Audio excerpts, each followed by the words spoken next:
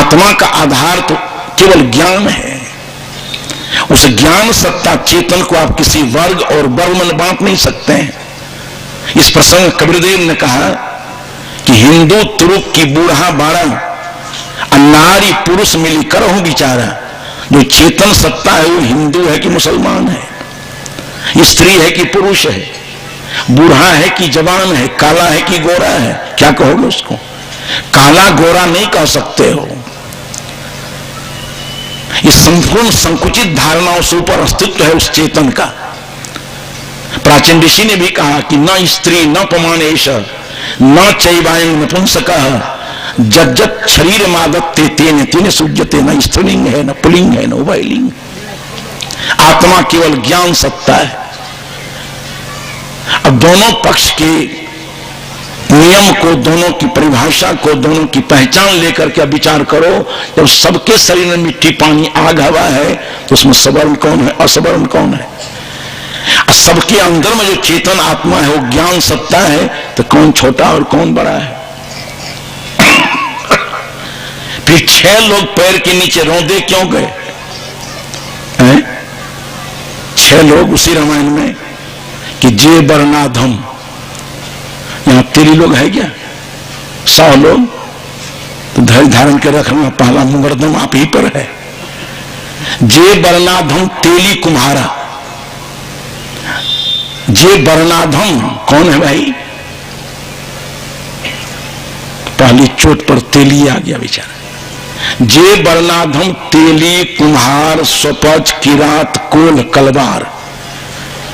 जब सबका शरीर मिट्टी पानी आग हवा के कण से बना है और सबके अंदर ज्ञान सत्ता एक जातीय है, तो 6 गो अधम कैसे हो गया भाई? तेली अधम कैसे हो गए?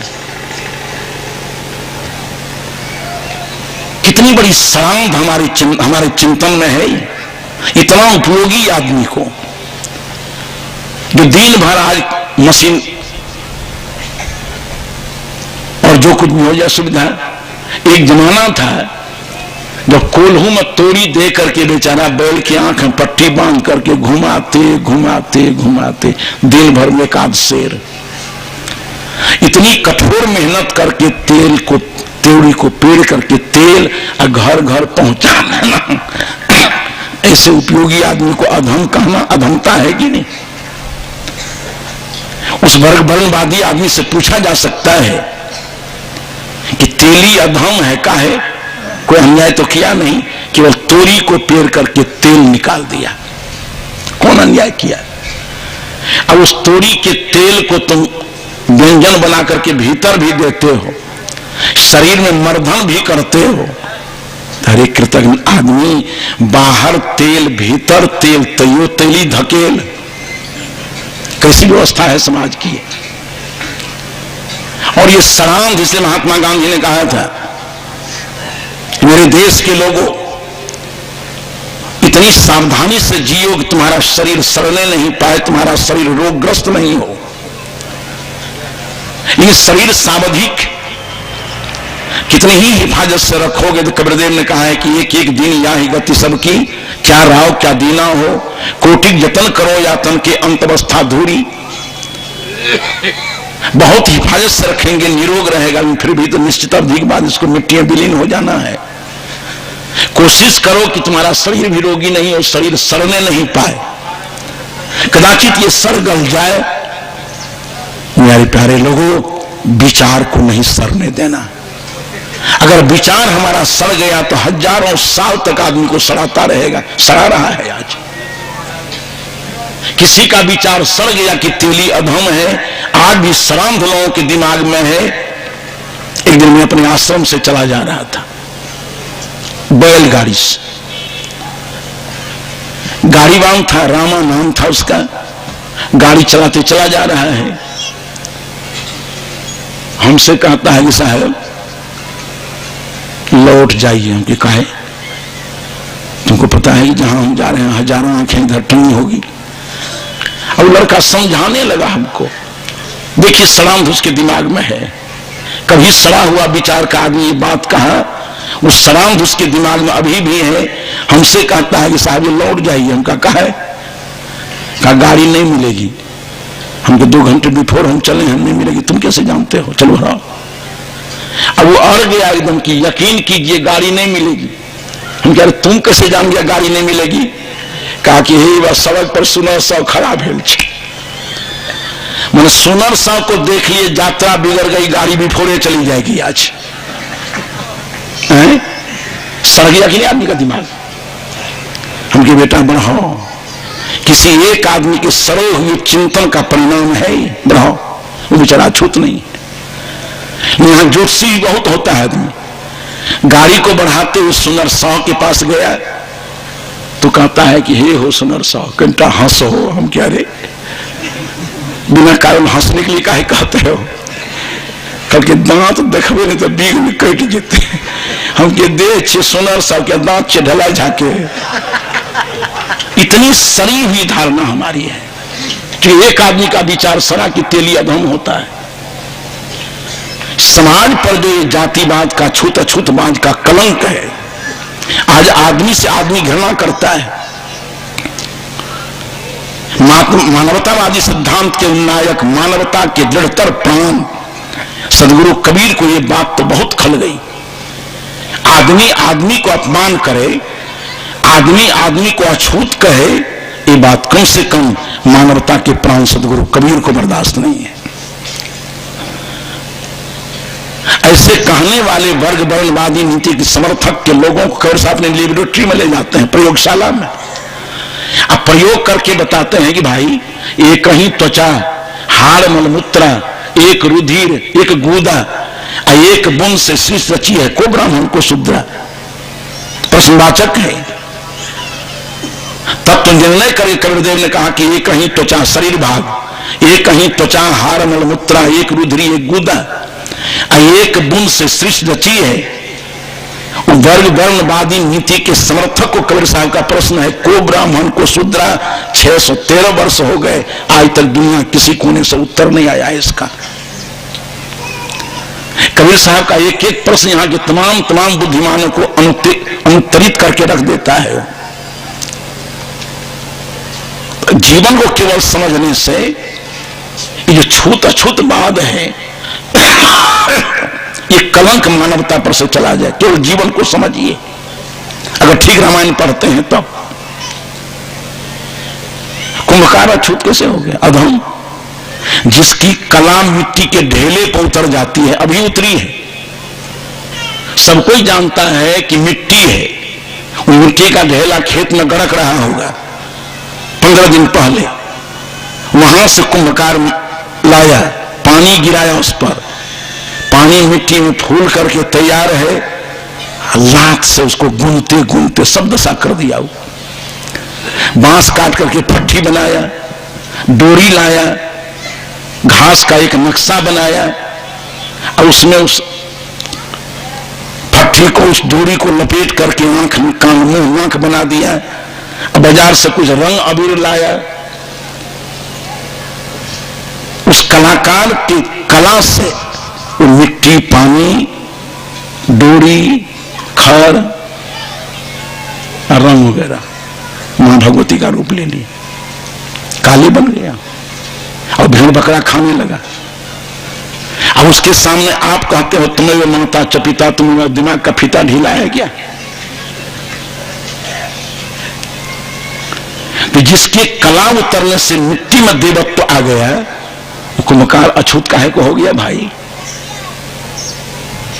हम लोग सुबह उठ करके सड़क को गंदा कर देते हैं, तो गंदा करने वाला बहुत बढ़िया है, और जो बिना किसी घृणा के, बिना नाक में पट्टी बांधे, कुदाल और टोकरी लेकर के गया है, आपने सड़क को सुलभ शौचालय बना दिया कि आदमी रात में चलता है तो नाक बंद करके चलता है और आंख में टार्च लगा करके चलता है।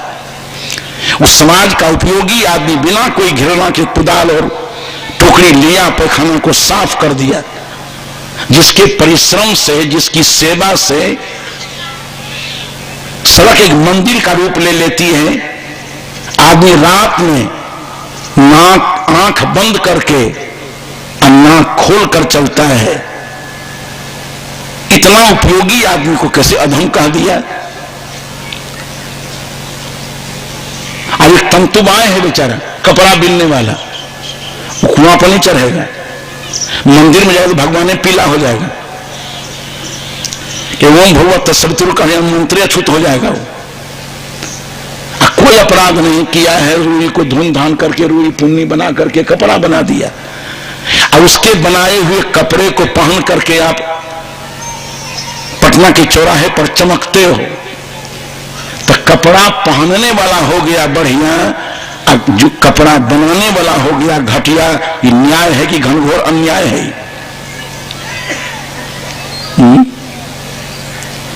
जूता बनाने वाला चर्मकार है,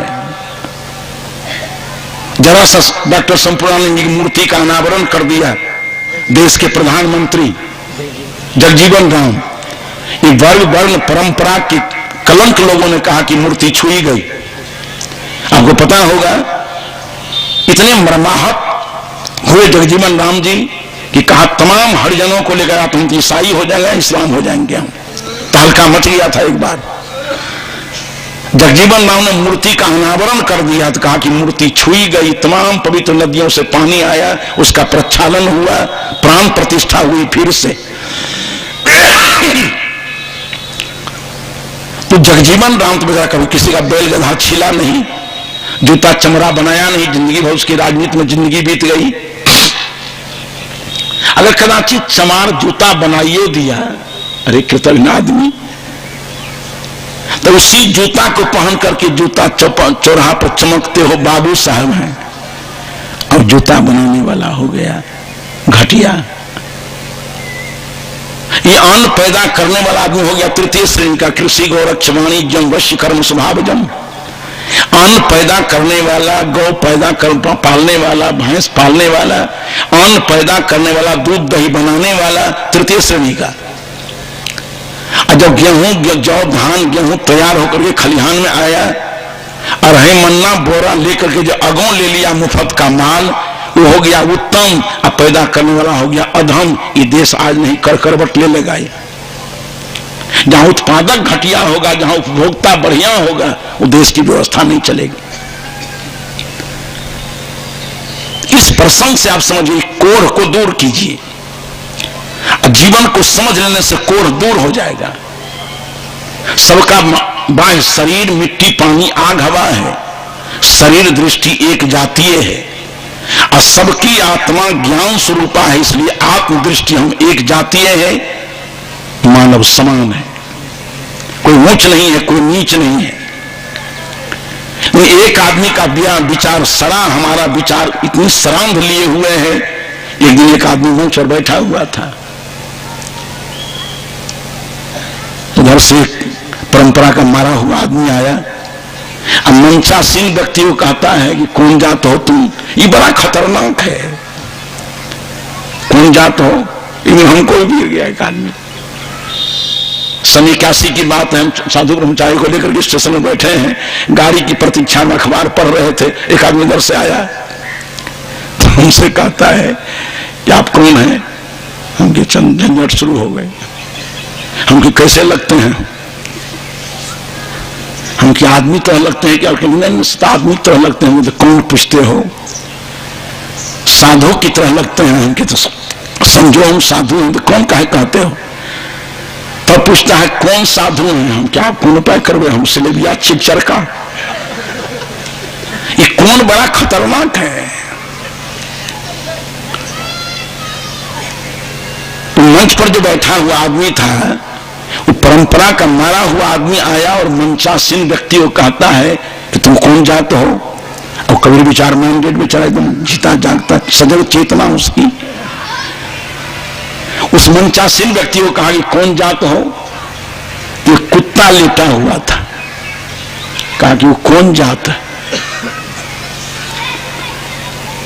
कहा तो मूर्ख से भेंट हो गई हमको। कहा तुमको सोचता नहीं है कुत्ता है वो? कहा पूछा कहां उसको कौन जाता है? तो कहा रे बेवकूफ, वो कुत्ता है, कुत्ता की तरह लगता है, तो जात क्या पूछें? मंचासीन व्यक्ति ने कहा कि ए बेवकूफ की औलाद, वो कुत्ता की तरह लगता है, तुमने उसको पहचान लिया। हमको पूछते हो कौन जात हैं, तो हम कैसे लगते हैं? गिरगिट की तरह कि बिटगोई की तरह? कुत्ता है, कुत्ता की तरह लगता है, उसको पहचानने में तुम्हारी आंखें काम कर गई। हम मनुष्य हैं, मनुष्य की तरह लगते हैं, तो हमारी पहचानने में तुमको रतौंधी है कि दिनौंधी की मोतियाबिंद। ये परंपरावाद का मोतियाबिंद हमारे आंखों पर है कि आदमी को हम आदमी समझने के तैयार नहीं है। नाती बिस्तरे न, ये मेरा विषय भी नहीं था। मैं सत्संग की गरिमा और महिमा की तरफ जा रहा था। उस बीच में प्रसंग आया कि हमारा जीवन ही संगम है, भीतर आत्मा बाहर शरीर, ये दो तत्वों का मेल हमारा जीवन है। हमारा जीवन संग में चला। जितने व्यापार हैं, ग्राहक विक्रेता, अध्यापक अध्येता, डॉक्टर रोगी, श्रोता वक्ता, ये बीच में जो क्रिया है सब संयोग में है। विद्यालय में अध्यापक नहीं हो, छात्र चले जाएं तो कबड्डी तो खेलेंगे, वहां लोग अध्यापक का काम तो नहीं होगा। और अध्यापक जाकर के बैठ जाए, कोई छात्र नहीं जाए तो ताश खेलेंगे और क्या करेंगे? खेलते ही है जहां तहां ताश लोग आजकल। विद्यालय में तो हद हो गए। विद्यालय में ताश शतरंज चलता रहता है, जो विद्या मंदिर है। विक्रेता दुकान पर हो, क्रय करने वाला नहीं हो तो व्यापार कैसे चलेगा? यहीं बैठे हुए यहां व्यापार चल रहा है। एक तरफ से सुनने का काम चल रहा है, एक तरफ से बोलने का काम चल रहा है। दोनों के बीच व्यापार है। इसमें से भाई बहन सब उठ करके हम चले जाए यहां से, हम कुछ बोलते रहे तो लोग तुमको रांची पहुंचा देगा ना, कि सुनने वाला कोई नहीं लगता, जरूर पगला है जो बात करते जा रहा है। कोई यहां बोलने वाला नहीं हो, आप लोग बैठो तो कहेगा लोग कि इतना मूल्यवान समय को लोग व्यर्थ गंवा रहा है। सुनने और सुनाने वाले के बीच व्यापार चल रहा है। ये सब संग में, हमारा जीवन संग में है, सारे व्यापार संग में है।